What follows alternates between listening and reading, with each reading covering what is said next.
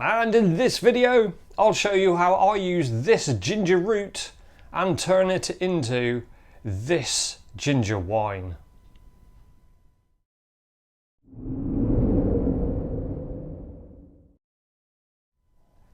If you've read the description or the title for this video and you've gone ginger wine, that ain't for me, then unfortunately you are missing out on a very simple and very tasty wine.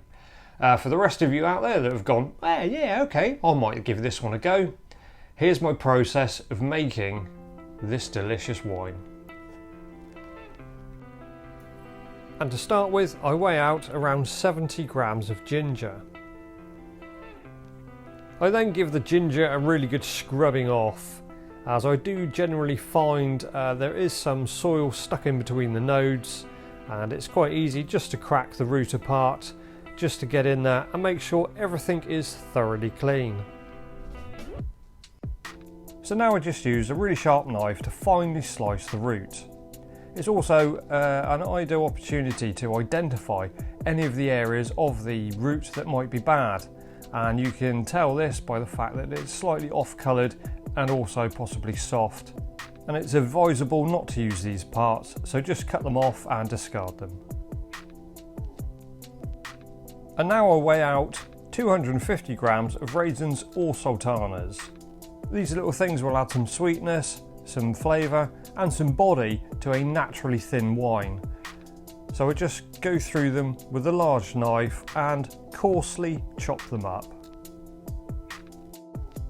And here's an additional ingredient that's not necessary, but if there's a ripe banana in the kitchen when I'm making this, I sometimes chuck one of these in as well. Now these things do have the same effect as the raisins, but I only put one in because I don't want to taint the wine too much with the flavour from the banana. And I can now chuck all the ingredients into my fermenting bucket. I then start heating up 1 litre of water, and I add to this 1.3 kilos of sugar and then bring it to a boil. Once that has happened, I then chuck in half a teaspoon of powdered citric acid and leave this to simmer for about 5 minutes.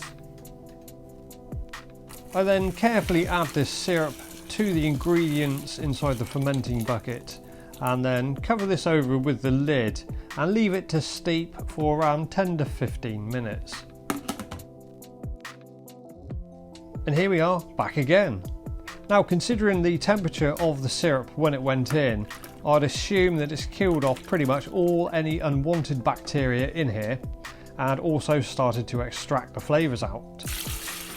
And so now I can just add in 3.5 litres of cold water.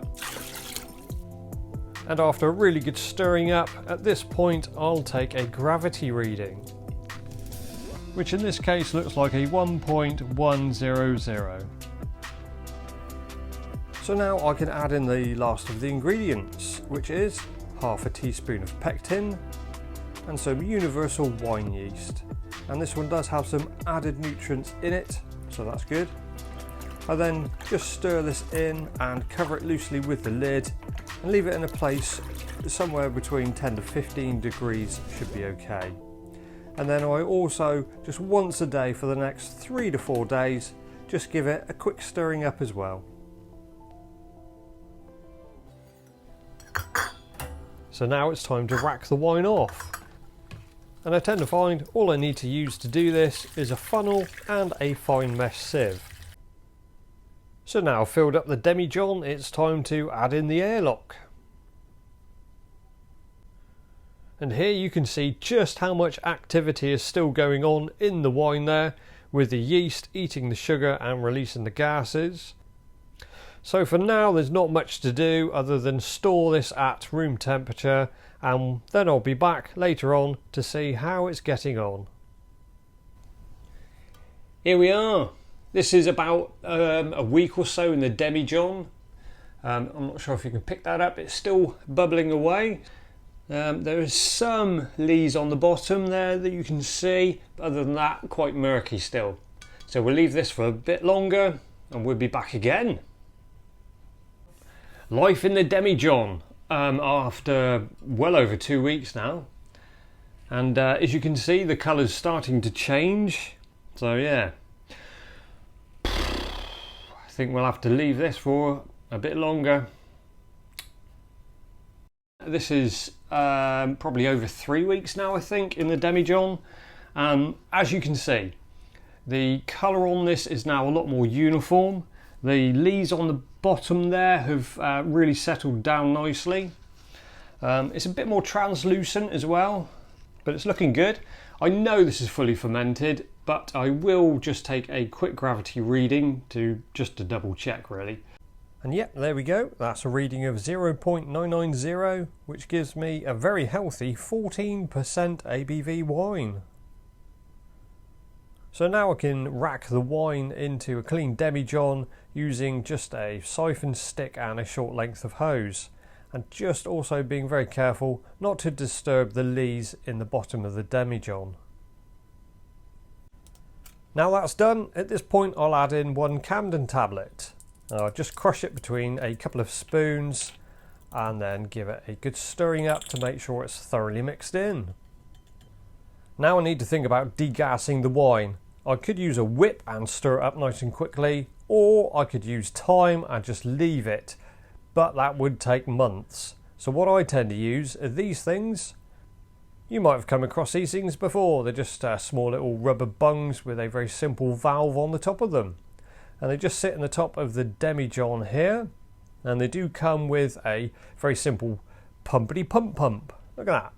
And that is just to cause a vacuum inside of the demijohn, and they just push onto the top here, and if I start pumpity pump, hopefully we'll see some magic start to happen. And there you go. You can see the carbon dioxide being released from the wine, and I'll leave this under vacuum for 1, 2, maybe even 3 hours. Right, hopefully I've degassed this enough.